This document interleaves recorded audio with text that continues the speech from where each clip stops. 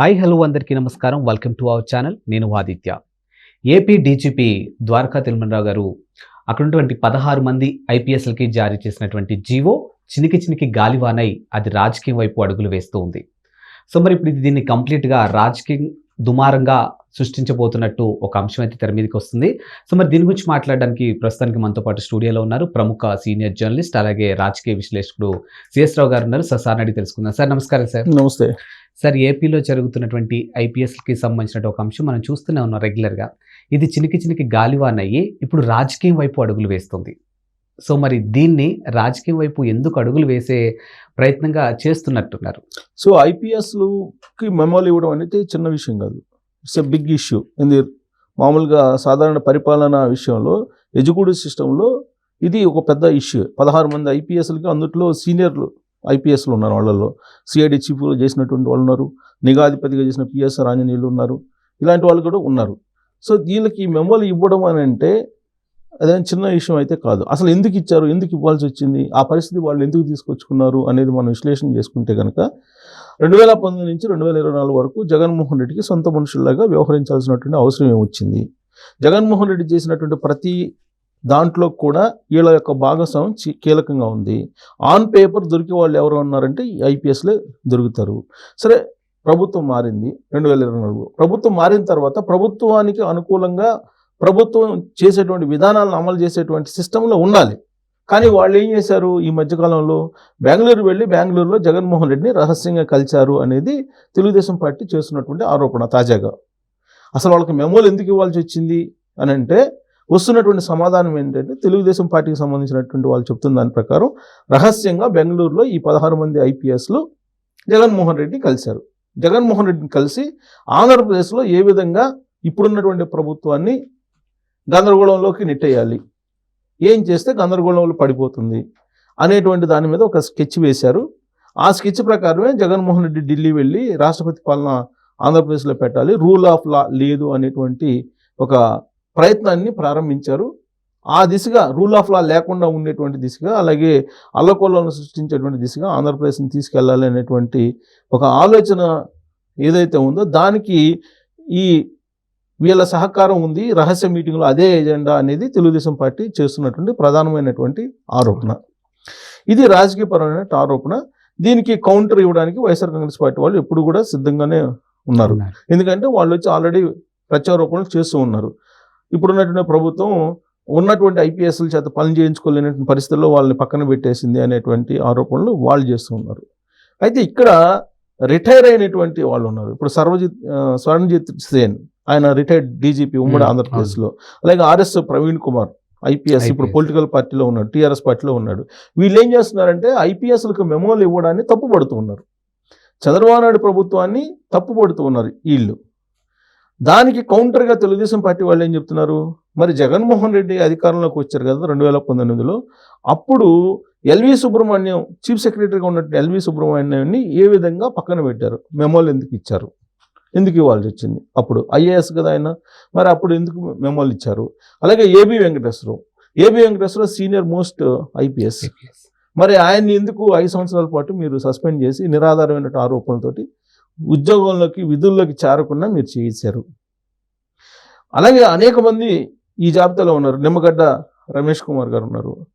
నిమ్మగడ్డ రమేష్ కుమార్ని ఏం చేశారు, ఆయన ఎన్నికల కమిషనర్గా ఉంటే ఆయన తీసేసి అక్కడ ఎవరినో తీసుకొచ్చి చెన్నై నుంచి రాత్రికి తీసుకొచ్చి ఒక అంబులెన్స్లో తీసుకొచ్చి ఎన్నికల కమిషన్ చేశారు కదా, కనకరాజు అనుకుంటా ఆయన పేరు. ఆ కనకరాజుని తీసుకొచ్చి చేశారు కదా. తర్వాత కోర్టు వద్దంటే మళ్ళీ తీసుకెళ్ళి ఆయన తీసుకెళ్లారు కదా. సో ఇవన్నీ కూడా గుర్తు చేస్తున్నారు ఇప్పుడు తెలుగుదేశం పార్టీ వాళ్ళు. మరి జగన్మోహన్ రెడ్డి హయాంలో ఏం చేశారు అని ఇప్పుడు అనేక మంది, ఇప్పుడు ఇంకొక జాస్తి తన పేరు ఏదో ఉంది, ఇంకొక ఆఫీసరు, అతను కూడా అదే చేశారు.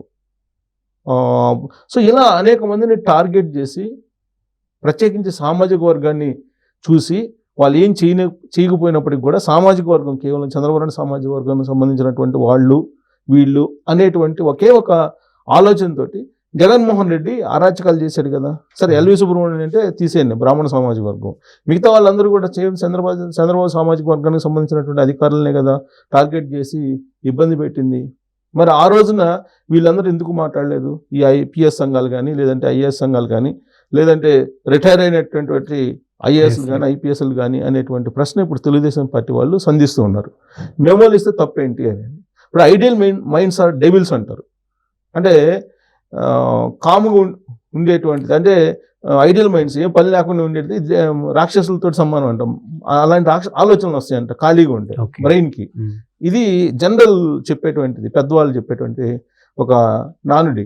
ఐడియల్ మైండ్స్ ఆర్ డెవిల్స్ అని. ఐడియల్ కాదు, ఐడియల్ మైండ్స్ ఆర్ డెవిల్స్ అని. సో అలాగా ఇప్పుడు రెండు నెలల నుంచి తెలుగుదేశం పార్టీ ప్రభుత్వం అధికారంలో ఉంది.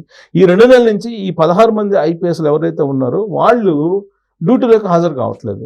వాళ్ళు కొంతమందిని వీఆర్లో ఉంచారు, కొంతమందిని ఏమో డీజీపీ ఆఫీసులో రిపోర్ట్ చేయమన్నారు. మరి వీఆర్లో ఉన్నటువంటి వాళ్ళు ఆఫీసులకు అయితే రావాలి కదా, సరే పని చేస్తారా చేయరా తర్వాత సంగతి. కానీ వీళ్ళు ఏం చేస్తున్నారు, ఆఫీసుకి రాకుండా ప్రభుత్వ విధులకు దూరంగా ఉంటూ బెంగళూరు వెళ్ళిపోయి జగన్మోహన్ రెడ్డిని కలిశారు అనేది తెలుగుదేశం పార్టీ వాళ్ళకు ఉన్నటువంటి ఇన్ఫర్మేషన్. ఆ ఇన్ఫర్మేషన్ బేస్ చేసుకుని డీజీపీకి కంప్లైంట్ చేశారు, తిరుమలరావుకి. మరి డీజీపీ కంప్లైంట్ చేసినప్పుడు డీజీపీ ఏం చేయాలి, వాళ్ళని మెమో ఇస్తారు కదా, మీరు డ్యూటీలకు హాజరు కండి, 8 hours మీరు డ్యూటీ ఉంది కదా యాజ్ పర్ ది నామ్స్, మీరు వచ్చి హాజరు కావాలి అని చెప్పి ఉదయం నుంచి సాయంత్రం దాకా డీజీపీ ఆఫీస్లో మీరు వచ్చేటప్పుడు మీరు పంచి కొట్టాల్సిందే, మళ్ళీ వెళ్ళేటప్పుడు పంచి కొట్టాల్సిందేను అని చెప్పారు. ఆ చెప్పిన దాన్ని తప్పు ఎలా పడతారు? 8 hours డ్యూటీ చేయమంటే తప్పు ఎలా అవుతుంది?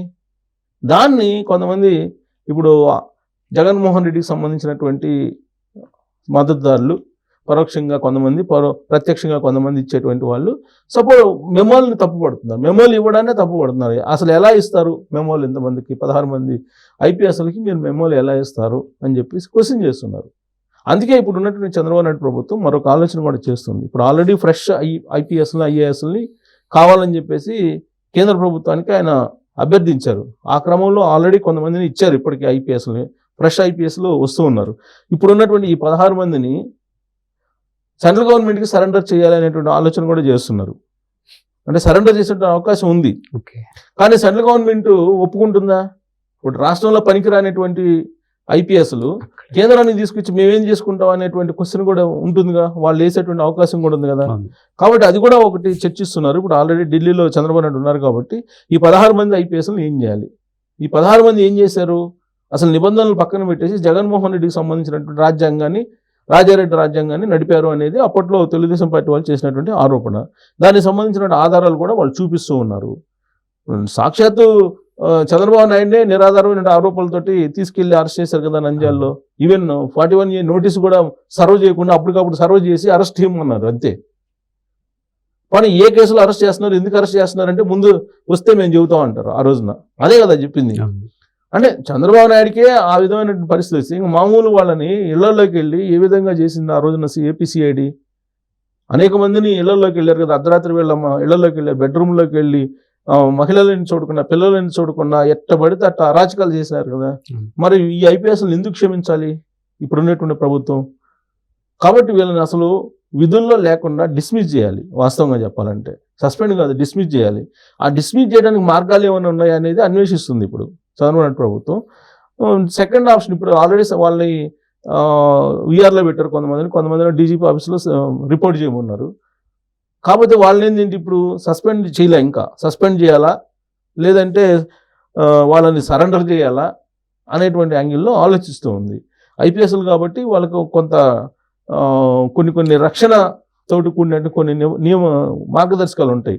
సో వాటిని అనుగుణంగా, అందుకే చంద్రబాబు నాయుడు పదే ఎందుకు చెప్తున్నాడంటే చట్ట ప్రకారమే ఏదైనా శిక్షిస్తాను అని చెప్తున్నాడు ప్రతిసారి కూడా.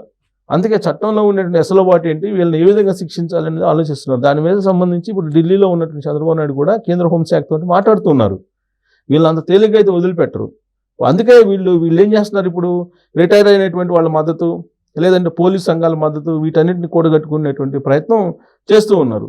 ఎంత చేసినా కానీ ఇదేమి వాళ్ళని విడిచిపెట్టేటువంటి పాపం కాదు కదా వాళ్ళు చేసినటువంటి పాపం.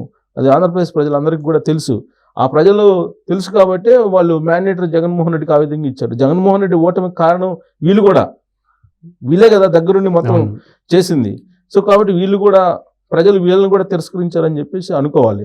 అందుకే ఇప్పుడు వీళ్ళ యొక్క మెమోలు జారీ చేసినటువంటి మెమోలు ఏంటంటే రాజకీయ కోణం నుంచి దీన్ని తీసుకెళ్లాలి అనేటువంటి ఒక ఆలోచనతో వైఎస్ఆర్ కాంగ్రెస్ పార్టీ వెళ్తుంది.